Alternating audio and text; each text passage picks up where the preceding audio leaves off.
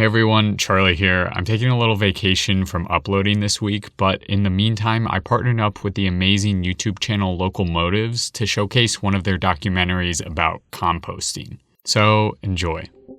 Do you ever wonder what happens to your food scraps when you throw them into a trash can? Most likely, they will end up in a landfill where they decompose anaerobically or without oxygen and produce methane, a potent greenhouse gas. But if your scraps are composted, they decay aerobically in the presence of oxygen, which doesn't produce methane. For some, a backyard compost pile is a perfect solution, but for those who live in large cities, this option is less viable. New York, America, where we're getting food from all over the world.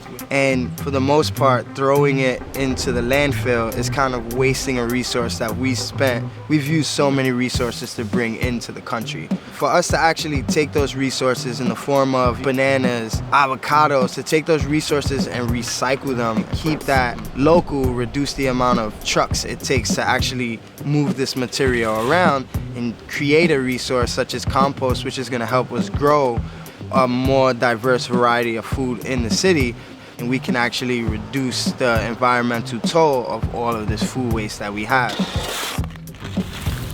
The difference between majority of compost sites in the city and this compost site is that we don't use any fossil fuels, and we're the largest in the United States that runs on renewable resources, which means no fossil fuels being burned on the site, machines actually turning windrows. It's just people getting together as a community and getting this work done in the most environmentally friendly way. Woo! Woo! One day he was calling me fossil fuel. I like the thought of taking care of everything in your community.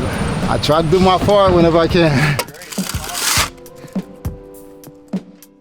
This mound was built about a week ago. It's probably 140, 150 degrees right now. And if we don't turn it, it'll just get hotter and hotter and it'll run out of oxygen. So this is still brand new. The reason why it's so much heat is because there's so much organic matter to break down. The things that have like a lot of cellulose, like corn, mango pits, eggshells, those things break down in the later stages of the compost. And if they don't break down, they just become part of the structure.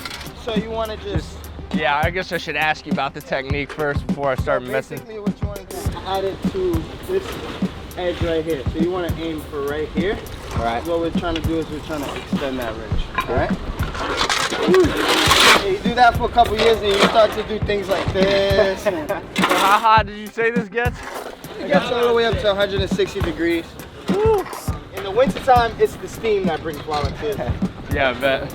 They're like, what are you doing? You know, if you kind of keep putting your food in a trash can and that trash can gets emptied every week, you really don't understand what's happening. You don't understand your waste. If you are composting it and you come to a compost site and you see like, wow, this really takes a lot of work to break down, it kind of changes people's idea of how they buy food. It changes their idea of how they throw food away. You come to a compost site where you're like sifting through compost and you see a bunch of fruit stickers, it kind of gives you an idea, hey, maybe I should tear off this fruit sticker before I put this in the compost.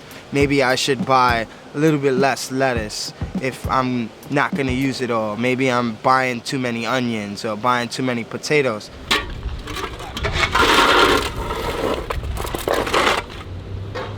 So where do you send the finished compost off to? So there's a bunch of sites around the city. Since we're funded by the city, we're able to give the compost away for free.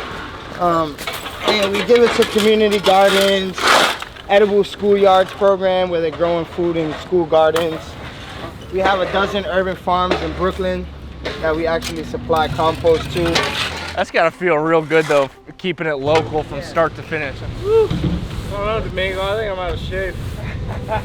So this is our sealing method. Takes these more mature compost materials and we put it on top of the really raw stuff, and it seals it from the outside conditions, so the smell doesn't escape, the heat stays in, and all the pests stay out. We haven't had a rat on site since 2011. It stops the animals from seeing fresh organic matter just sitting out here. Because this is like Thanksgiving times 10 for any kind of creature. And that's a pretty big accomplishment, composting in Brooklyn, where we see rats on the street, but they're not in our sites. We don't often consider food waste as a resource, By throwing food waste in the trash, we ignore a natural process that can recycle our waste into a usable resource. Our favorite thing about this compost operation is its ability to create a community by helping volunteers appreciate this natural cycle. The reason why doing it by hand is more important is because you can actually get a better sense of what's happening. Machines can't pull out trash. Machines can't say, hey, this doesn't belong. Hey, this fruit needs a chop. The machine is just, no feeling, no emotion, no detail that a human brings to any kind of work. A site like this is very educational, and there's sites all around the world that come to study this site to see what we're doing so they can bring it back to their systems. And that really just makes it worthwhile to know that we're creating a difference not only by diverting the food scraps that we divert and turn it into a resource, but by educating people so that they can do the same thing that we're doing on their own scale. It's hard work, but what makes it worth it is the people, actually seeing the interest in the people, seeing the community that's made. This guy's got new muscles, man. I'm noticing that chest right there. Okay. You guys out here for brunch? Is that what I hear? Thank you, fellas. Yeah. We gotta do that. Thank you, bro. Next time. A little late.